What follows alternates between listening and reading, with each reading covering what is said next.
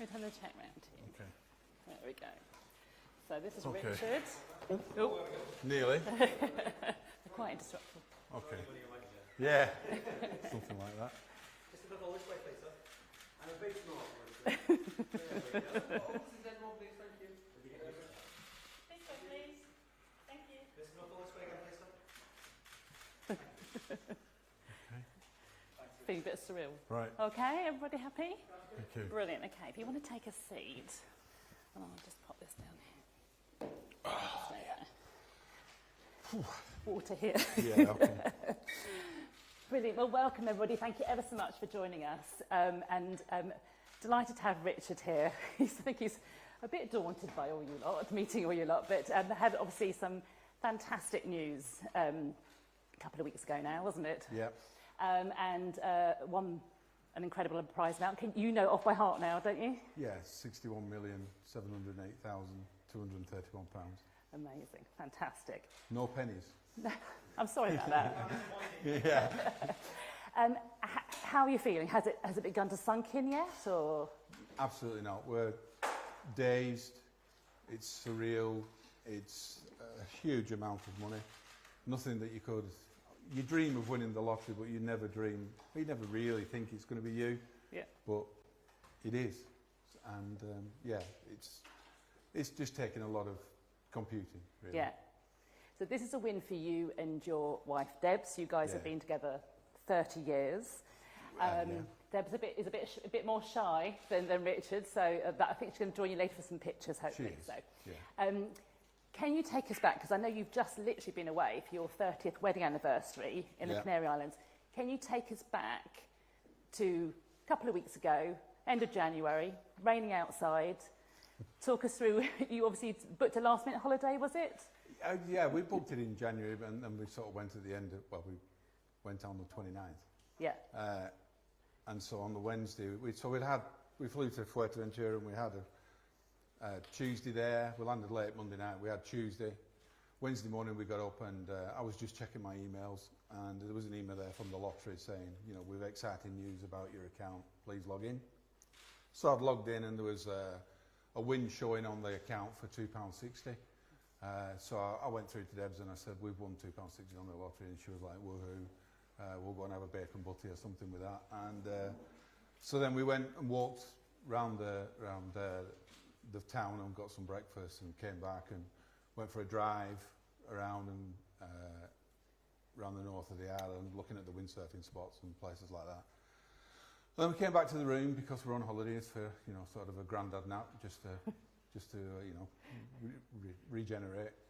And I checked my work emails again, and there was another message from the lottery saying, you need to check your account, you've won some money. So I thought, well, there's obviously a glitch here, because I've already checked and it was £2.60. So I logged in, and it said that you've won £61,708,231 and ring this number.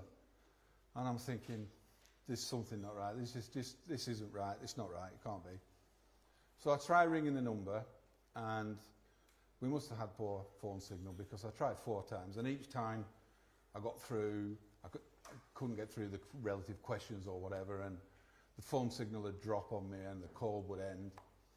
So I'm thinking, this is a scam. Someone's trying to extract information out of me inch by inch, you know, date of birth, name, address, that kind of thing. So I'm thinking this is a scam.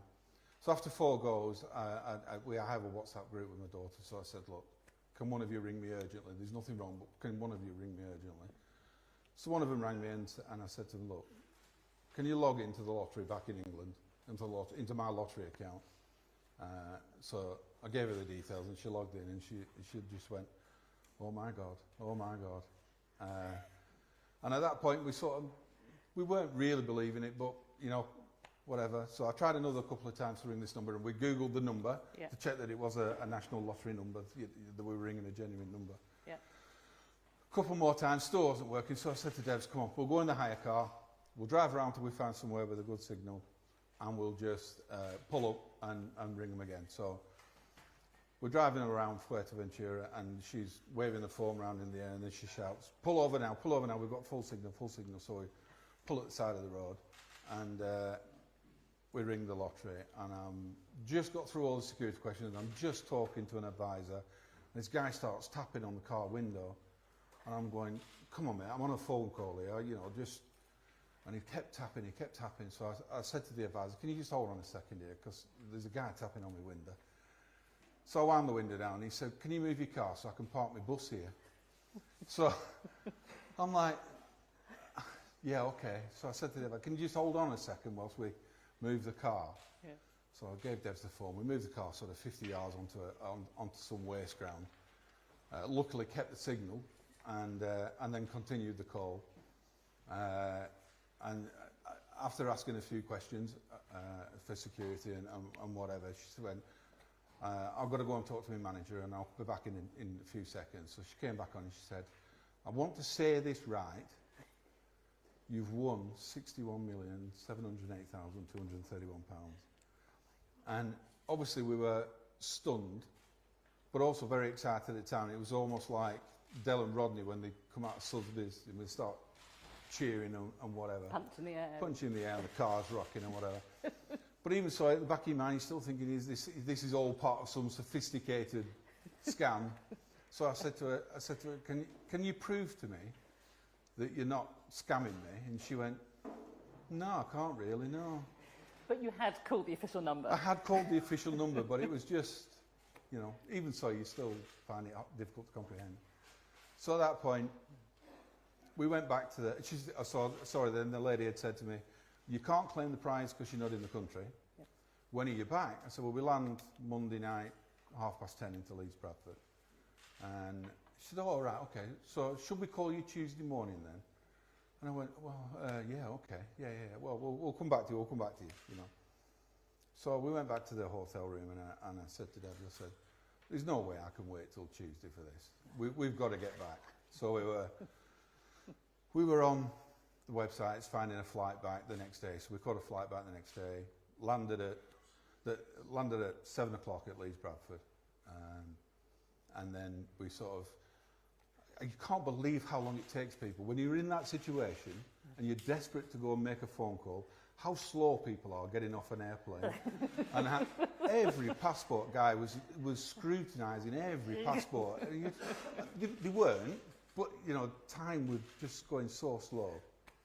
So we get through and we go and get the car back from the car park, and we ring the lottery line and go through the questions again, which I'm now starting to learn off by heart. And the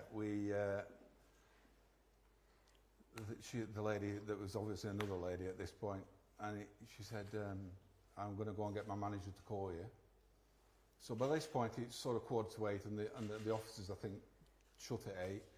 So we're like, oh, they're not going to call us tonight, And then the manager called us back and said, congratulations, you know. And then the process And then the started, whole process started yeah. at that point, you know. Amazing. Amazing. Whilst it still didn't really kick in, Yeah. it obviously became a bit more believable. Yeah, absolutely. So back in British soil, Yeah. you obviously then start to then talk to the family and sort of get your plans together. What are your next steps? I mean, you guys both work at the moment. Do you plan to carry on working? No. Deb's has handed her notice in, and I'm self-employed, and I'm an accountant. So I've started telling some of my clients that I'm going to work till the end of the tax year because it's a relatively neat time to hand stuff out. I do a lot of payrolls for people. Yeah. In fact, I've been doing them this week. Just people have got to get paid. It doesn't Yeah. matter what you're doing Absolutely. in life, they've got to get paid. So I've said I'll work till the end of March, and if any of my clients are struggling after that, I have some that are close and whatever, I've said I'll help them and continue with them for a little bit, but I'm not planning on working in 6 months' time, you know what I mean? Wow. And how does that feel? Again, surreal. I mean, it just doesn't, it still hasn't fully sunk in. No. So, but we're making the plans.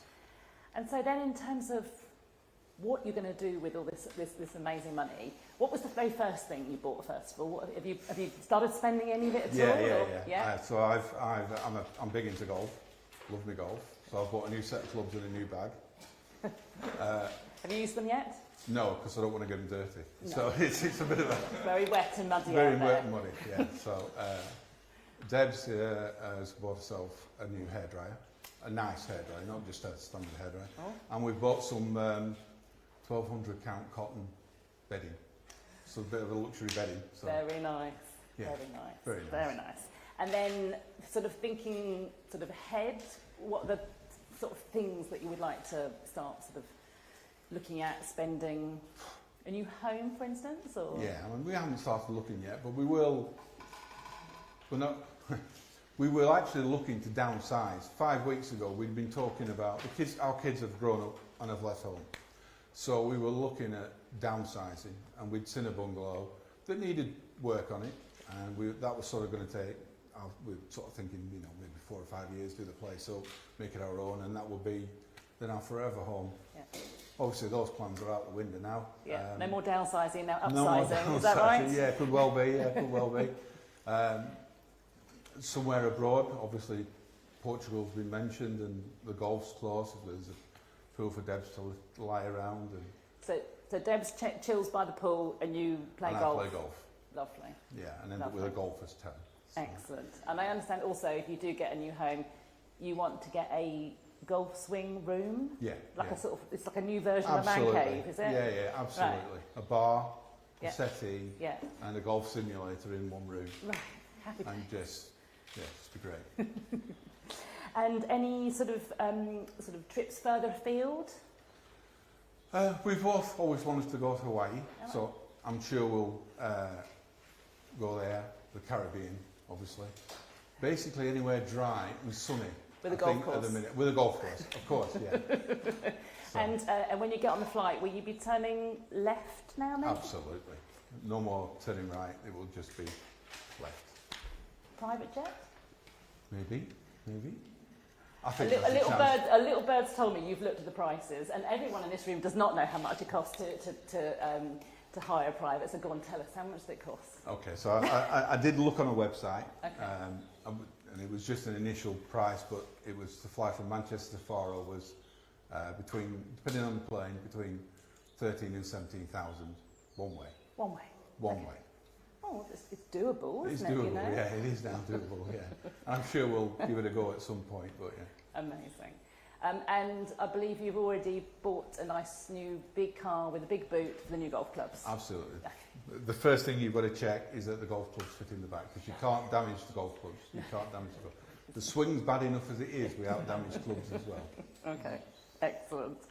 And look, this is going to touch a little bit of the money, but is it all for yourself? Do you tend to share it with other people? Have you got any ideas about other people you might want to help, support, or? We're going to obviously look after friends and family. What we're going to do, we haven't decided yet, but we're going to look after them, you know. And I know you've got a charity that your family are involved in. Do you want? I think you were saying you'd quite like to support that. Yeah, a family member died at the age of 27, and I think there's something in the press release about it. But the bottom line is, he died at 27, and he'd asked his mum and dad to set up a charity and raise £10,000 for the war he was on. They've kept it going, and it's $250,000 now that they've raised.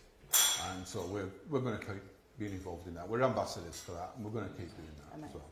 So fantastic. Okay. I've got one more question, and then we'll ask these guys if they've got anything else they want to ask. This win nearly didn't happen because your wife had a dream 25 years ago and told you that you should be playing lotto. Yeah. And tell us about that.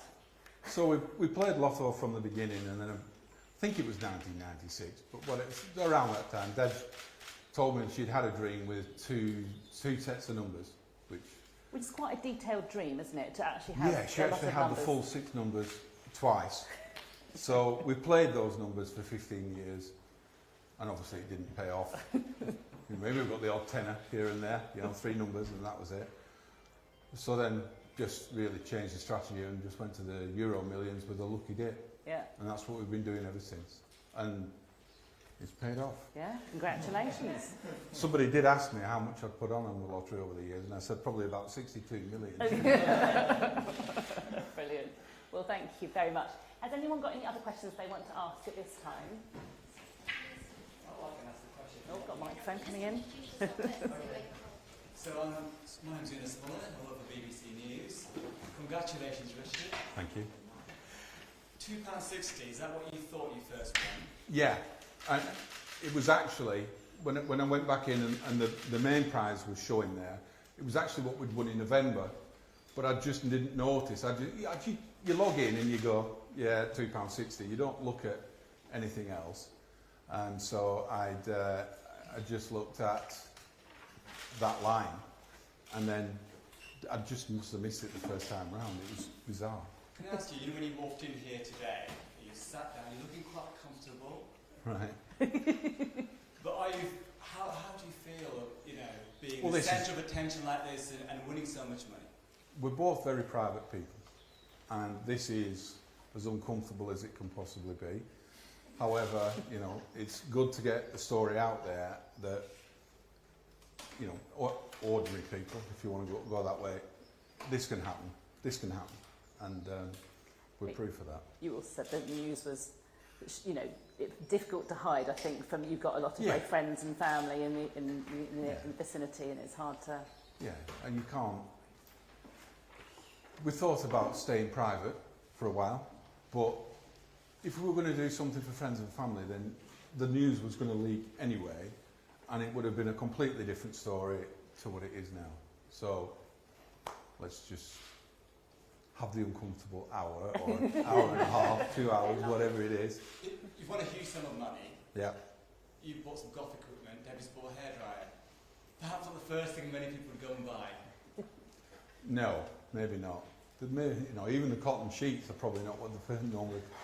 But I have to say, you dream about winning the lottery. Everybody dreams about it. That's why you put the money on. And so you say, I'm going to do this and I'm going to do that, and this is what I'll do, and I'll do this and I'll do that. And the truth is, it's so stunning that you're actually just almost frozen when you win, and it takes a long time. And so you think, well, I'm going to go and spend £300 on a hairdryer, which is not now a huge sum of money, but was a huge sum of money. So start small. Start small. Still expensive hairdryer. It's still an expensive hairdryer. Amazing. Is there any other questions you want to ask at this stage?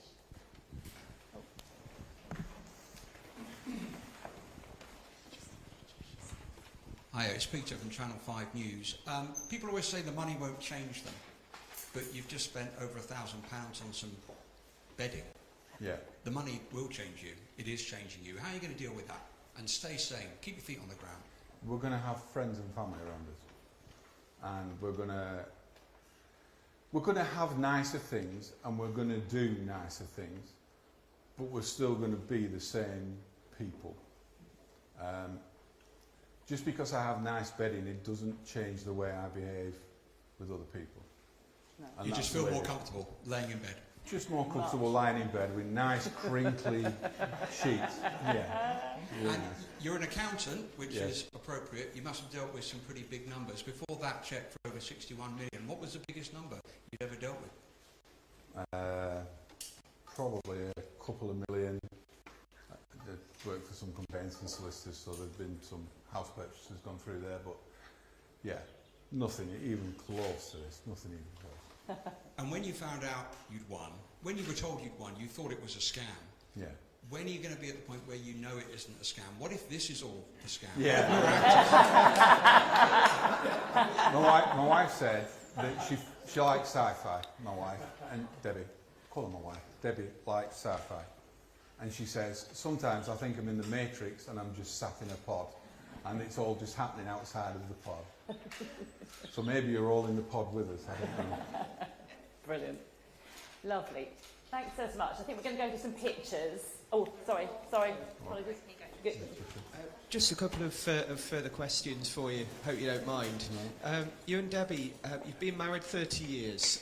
How long have you been together before that? We were together 4 years before that. Right. And do you mind me asking how you met? We met through friends initially, and then she finally accepted me to. I kept asking her to go out with me, and she kept saying no. And so eventually I wore her down, and she said yes. and it's just been together ever since. And in terms of your family, your parents to how many and grandparents to how many? We're parents to 3. I have 3 daughters and 2 granddaughters. And how do they all fit? How have they taken the news? Obviously, one of your daughters helped when you were going through those first surreal moments. I think it's not computed for them either, in all honesty. They're all still shell-shocked. They're obviously happy for us. We're a very close family, and they're very happy. So, thank you. all right. All right. Brilliant. All right. Well, we'll let you guys set up. We'll